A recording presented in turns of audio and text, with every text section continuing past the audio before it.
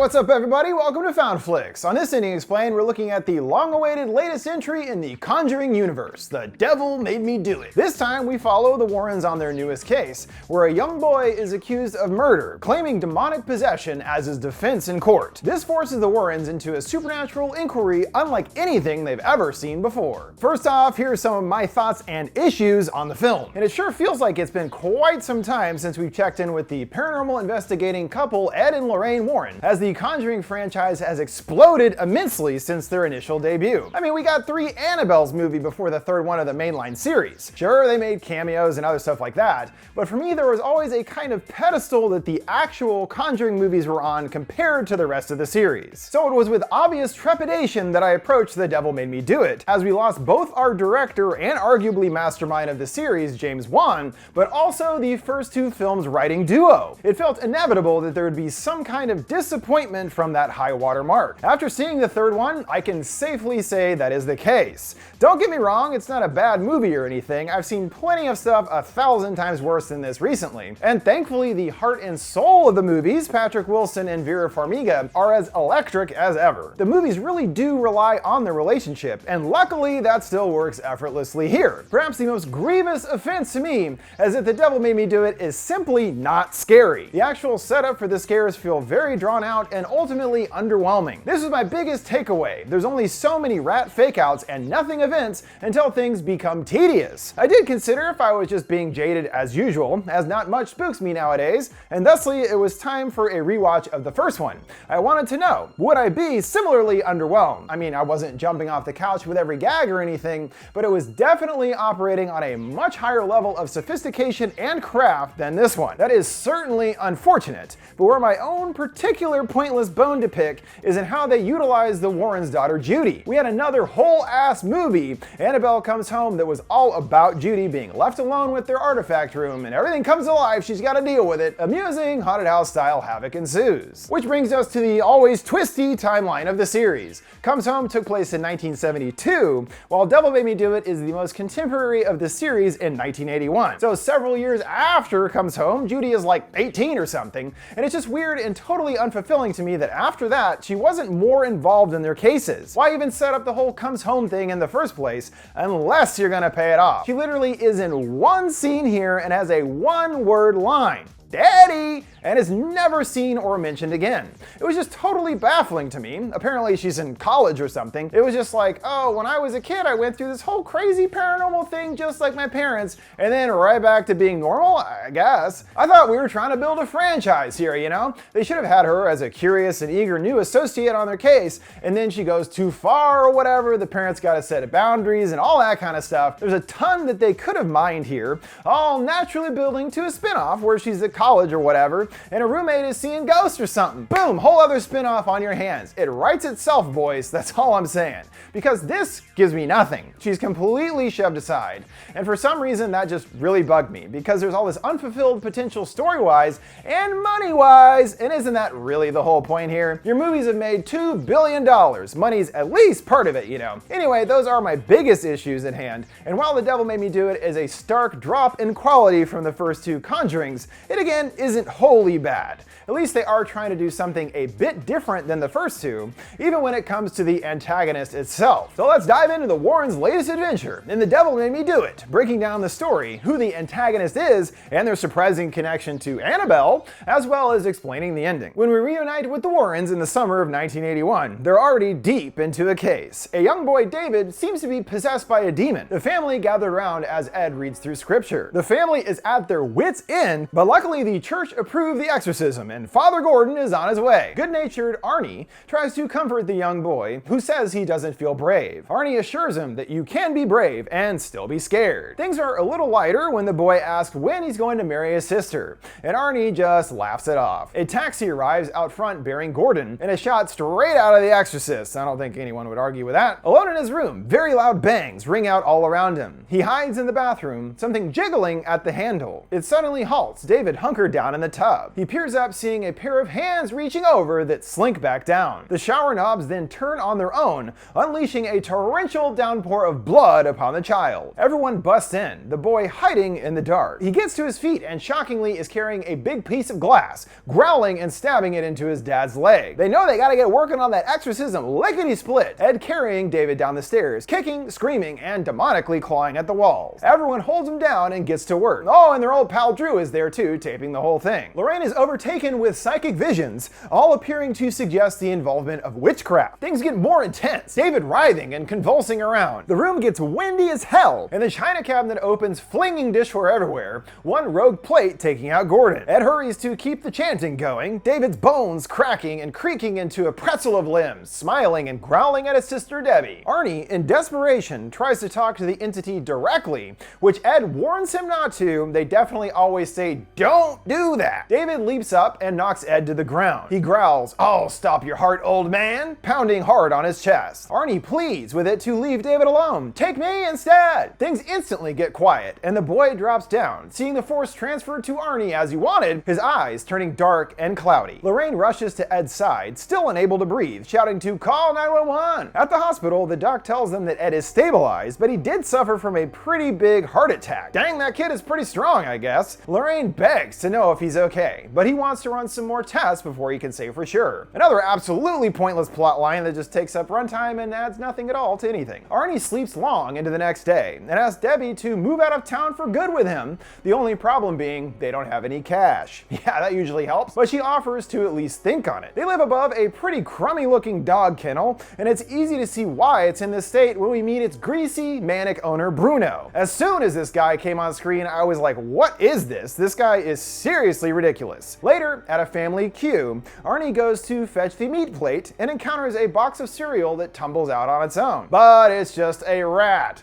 Could be a ghost rat, I guess. He's drawn to a weird hole in the wall, but there is nothing within. He spins back to a somber looking woman there, scaring the bejesus out of him, and well, here's our new villain. Not exactly the most fright-inducing appearance. What is she gonna do? Let me check out a book from the library or something? It's just some lady, you know? Oh well. They did actually cut a demon out of this, just like they did in Conjuring 2, and maybe it would have been better, I'm not sure. Lorraine stays by Ed's side, and Gordon suggests to take some personal time, but she has no interest in leaving him, detailing the story of when they first met. When Ed was working as a theater usher, they went out for some ice cream and took cover from the rain in a gazebo, and has never left his side since, which is pretty sweet, honestly. Arnie is doing some pretty precarious looking tree trimming and trying to yank the chain. A glazed look crosses his face. The same woman is seen momentarily in the window, and the saw springs to life, going for his face, and he drops it, nearly causing some serious damage. Appearing distressed, he comes back to the kennel to Bruno complaining about the dogs being loud.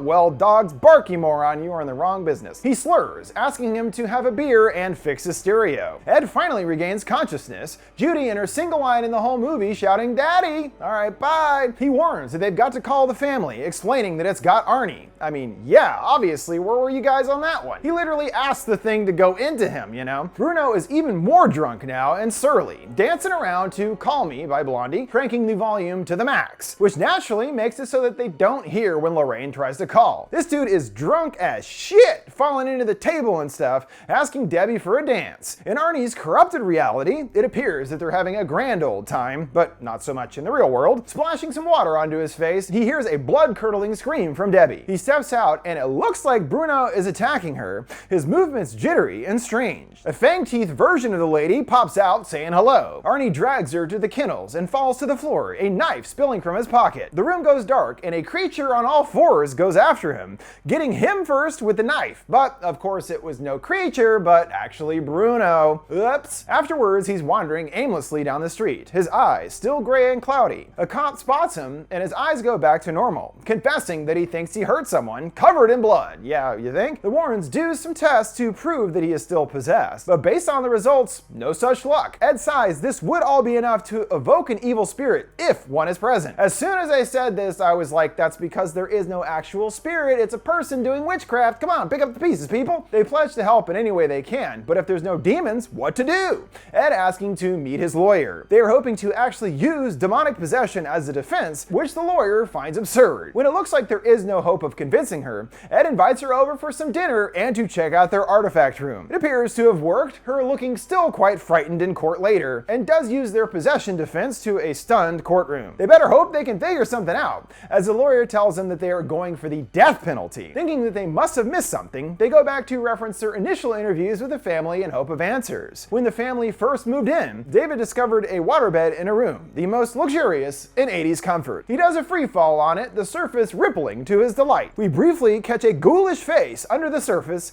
and David slowly crawls back. About to touch it, a hand bursts out, grabbing his arm and attempting to suck him into the bed. He screeches for his mom, and it lets him loose just as his family enters. The theory is David must have somehow invited this demon in, but Debbie is confused, as he was only in the room for a few minutes. When searching where the bed was, they uncover something that leads them into a whole new direction. There's a black stain on the floor. The wood bubbled up, sending them to the crawl space underneath the house. Ed wants to do it, worried about Lorraine messing up her dress, but she's more than up for the task, smirking to him to hold her purse. She comes to a plastic barrier. On the other side, there's a sea of rats and a small sack, seeing that the darkness is emanating from this. Inside is a strange-looking totem, and Lorraine is flooded with more visions of the boy, as well as a ritualistic-looking cup. Totems like this are used by Satanists for rituals, so now they know that David wasn't responsible, but is in fact cursed. And on that night of the exorcism, he did pass his curse on to Arnie. As far as possessions go, for specific rituals like this, the demon is summoned, possesses the individual, and then departs, using the totem to actually bring the spirit forth. Ed tasks them to send out photos of it to local police stations, and Gordon knows someone who might be able to help. Father Kastner, who spent his life taking down the Disciples of the Ram cult, the very same cult that was featured in the first Annabelle. That was involving blood rituals too. When showing him the totem, he warns them to immediately forget about it, deeming it a sophisticated work of evil. They inquire why the family was chosen, and he clarifies the why is irrelevant. Satanists are only fueled by chaos, so we don't get any more motivation beyond it than that, which maybe is fine. He takes them down to his basement, filled with various artifacts related to the cult. Lorraine, on edge, tells him that he should burn it all immediately. He explains that they worship Satan and his demons with blood sacrifices. These acts gave them power, such as when the cult was finally taken to court. The lead prosecutor's pregnant wife's baby was born with his heart outside of his chest after they were convicted, and then eventually took her own life. He really hammers home how dangerous they are, asking if Arnie is worth everything, because that is what it'll cost. Pretty melodramatic there, guy. We see the so-called occultist altar, of course the same lady Arnie was seeing, a pentagram carved into the table, the cup from Lorraine's vision also present. She mumbles some words and tosses in a match, causing a big fire to flare upwards. Clearly, she is again targeting Arnie, busy mopping up the floors. He knocks over the bucket, and when going to retrieve it, it is snatched away by something. The lights go dark, and the guy in bed shoots awake, whispering the lyrics to Call Me. Okay. Another ghoul appears behind him, grabbing his head, and before anything else can happen, security descends upon him, Arnie swearing something else was in here with him. Fortunately, they get a new lead thanks to Drew. There was a hit on a case in a nearby town that sounds similar to theirs. Two young BFFs went missing. One girl, Katie's body, was later found stabbed 22 times, yet Jessica was never found. Searching the home, they discovered a similar totem, and the cop puts it to them, almost sarcastically referring to them as the experts. They bring up the possibility of Jessica being possessed,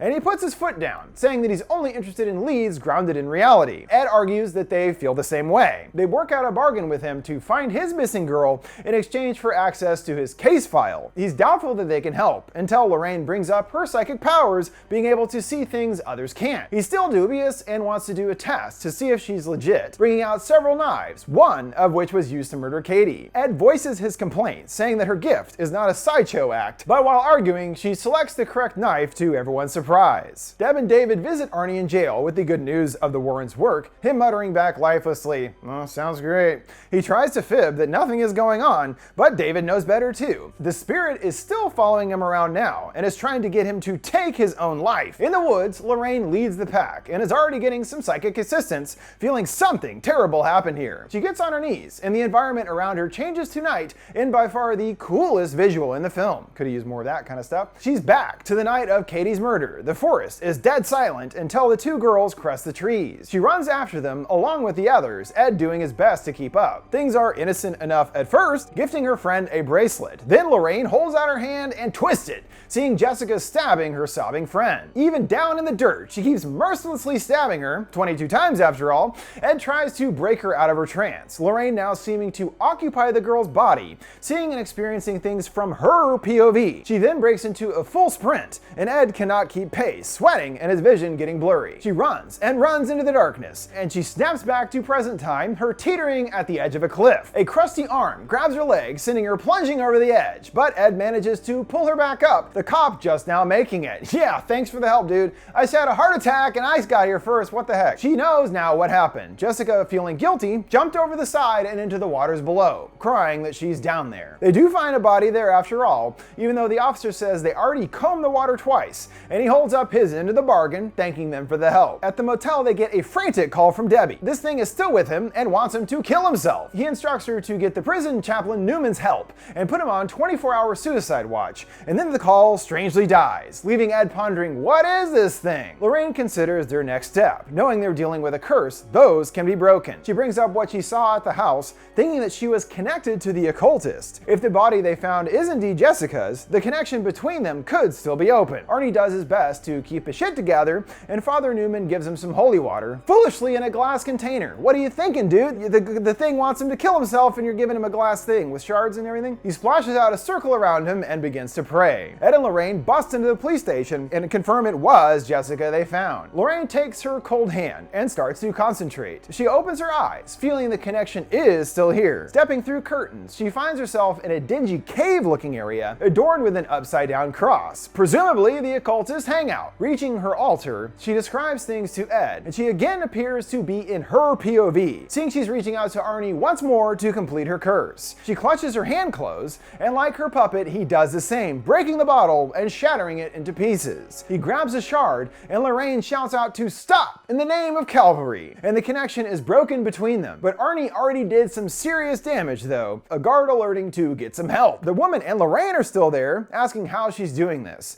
Lorraine saying that it's God showing her to me. Well then God damned you, she sees. Lorraine realizes the connection works both ways, just as the lights click off in the morgue. When Ed gets them back on, there's someone looming in the shadows, a big hulking dude. He creakily spins to face him, Ed begging to Lorraine to let go of her hand. The man starts to thunder towards them, and he grabs her way at the last possible moment, the guy just missing and bonking his head. She's more worried in particular because now the occultist knows who they are, and there are almost immediate consequences. Drew has found an old book that details the church's methods of dealing with witchcraft, including a blood ritual involving murder and suicide, but they're stumped by the Aramaic that is part of the passage. Ed is about to take a look at the case file, but is quickly stopped in his tracks. He groans awake in bed later, finding the house is curiously empty. The front door looks to be broken into, only Lorraine's rosary left behind. Hearing a clatter, the woman is there in the house. She compliments them on their extensive collection of stuff, Ed warning to not hurt her. She vanishes in a dark cloud, hearing loud thumps from below. Big boy's back. He snaps awake, running at Ed, who holds out the rosary, chanting for it to leave, and lifts up a knife out of nowhere. Drew grabs his arm, snapping him back to reality, seeing it was actually Lorraine he almost killed. Ed now the occultist's newest puppet. He ransacks the place looking for the totem, finding it in a vase of a get-well bouquet filled with blackened dead flowers. The couple then split up, with Lorraine taking the book to Kastner for translation, and Ed working with Drew to hopefully pinpoint the occultist's location. They realize that Jessica actually got her totem when attending the local college, and a pattern has emerged. All the incidents are in the same small radius, meaning that the occultist too must live somewhere in the vicinity. They're able to narrow things down further, based on Lorraine hearing a nearby train in her vision thing, and only one freight line runs that late at night that goes right by a river. And yep, it's Father Kastner's house they're trying to find. Oh, he's bad after all. Bummer. He splits to get there as soon as possible, getting Drew to call the police. Lorraine, unaware of what's going on, asks for his help with the book, Kastner suspiciously locking the door behind her. He asks her downstairs to his cult shop of horrors, surprising her by clicking the light on his desk. He fills in his history here,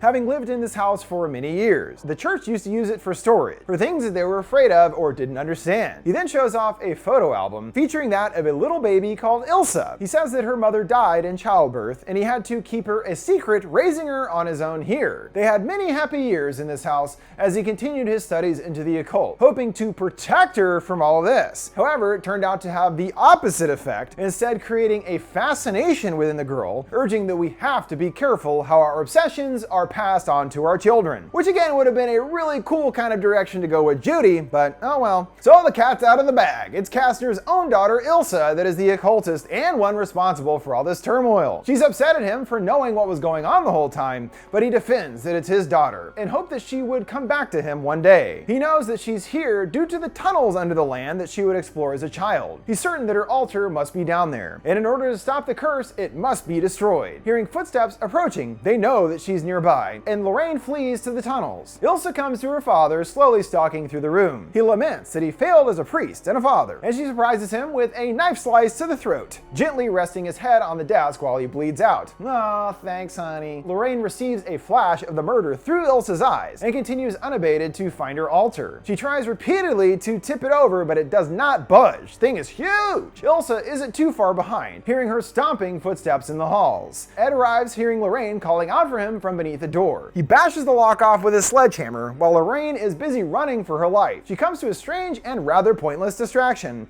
a copy of herself a few feet ahead. The other Lorraine mimicking her every move, and that's it. It literally doesn't do anything else. Is that scary? I don't know.